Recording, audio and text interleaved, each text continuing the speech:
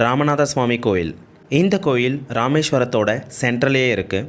ராவணனை கொன்ன பாவத்தை போக்குறதுக்காக ராமர் சிவனை வழிபட்ட இடம் தான் இந்த இடம்.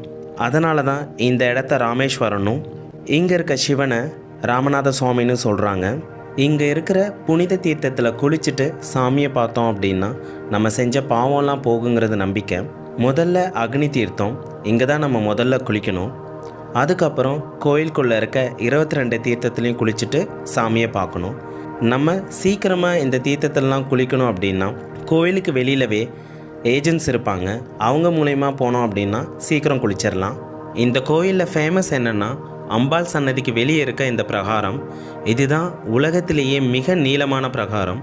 இதில் மொத்தம் 1212 தூண்கள் இருக்குது. இதோட நீளம் 690 அடி.